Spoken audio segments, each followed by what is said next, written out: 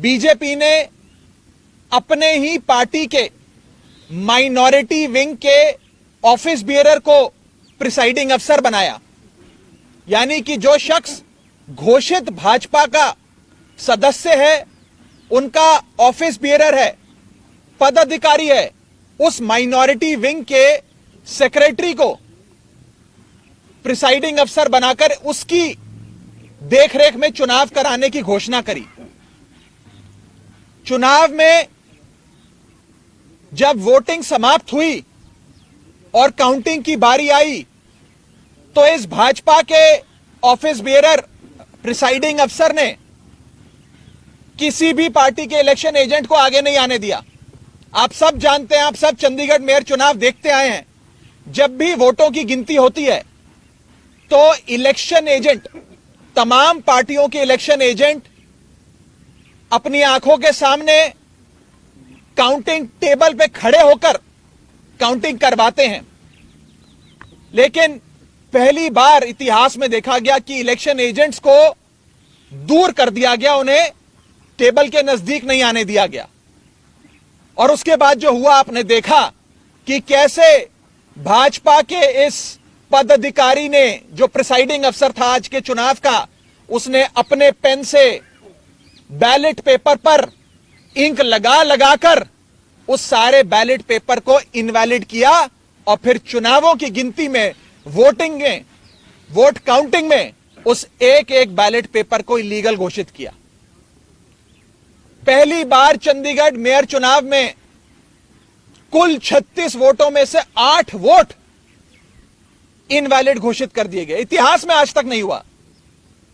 आम आदमी पार्टी और कांग्रेस के गठबंधन को 20 वोट पड़ने थे, हमें 12 वोट पड़े और हमारे 8 वोट इनवैलिड घोषित कर दिए गए। और भाजपा का एक भी वोट इनवैलिड नहीं घोषित किया गया। भाजपा के और उनके कुल वोट 16 थे, उनको 16 वोट पड़े और आम आदमी पार्टी के 20 में से 8 वोटों को इनवैलिड यानी कि अवैध घोषित करके हमारे वोटों को घटाकर 12 कर दिया गया। साथियों, जब भी किसी भी वोट को अवैध घोषित किया जाता है या इनवैलिड करार दिया जाता है तो उस वोट को दोनों पार्टियों के काउंटिंग एजेंट को दिखाया जाता है अवैध घोषित करने से पहले। यह डमी बैलेट पेपर है जो मैं आप सबके सामने लाया हूं।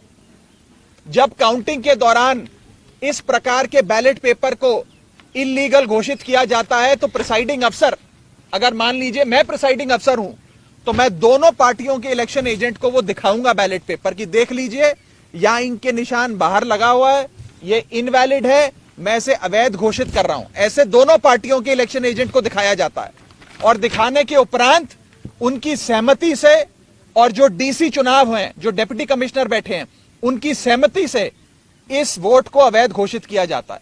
लेकिन आज ये नहीं हुआ। आज ना इलेक्शन एजेंट को दिखाया गया, ना डीसी को दिखाया गया, और बस एक एक कर आम आदमी पार्टी के वोटों को और कांग्रेस पार्टी के वोटों को अवैध घोषित कर दिया गया। यह दिखाता है कि भारतीय जनता पार्टी इतने छोटे से एक मेयर के चुनाव में, म्युनिसिपल कॉरपोरेशन के मेयर के चुनाव में, अगर इस प्रकार की गैर कानूनी असंवैधानिक घटनाएं को अंजाम दे सकती है, तो आप सोचिए कि लोकसभा चुनाव की हार देखते हुए ये लोग क्या करेंगे। क्या भाजपा इस देश को नॉर्थ कोरिया बनाना चाहती है कि इस देश में चुनाव ही ना हो, और चुनाव सिर्फ उसी स्थिति में हो जहां भारतीय जनता पार्टी पूरी मशीनरी को रिग कर पूरी चुनावी प्रोसेस को विशिएट कर चुनाव जीत सके। साथियों, मैं अनिल मसीह, जो भारतीय जनता पार्टी के माइनॉरिटी विंग के पदाधिकारी हैं और आज के प्रिसाइडिंग अफसर हैं, उनके खिलाफ कार्रवाई की मांग करता हूं। आपराधिक मामला दर्ज होना चाहिए और उनकी गिरफ्तारी होनी चाहिए। ऐसे लोग और ऐसी पार्टियां जो हमारे देश की लोकतंत्र की सरेआम हत्या कर रहे हैं, उन लोगों को बाहर रहने की कोई आवश्यकता नहीं है। उन लोगों की सही जगह जेल है, उन लोगों को जेल होनी चाहिए।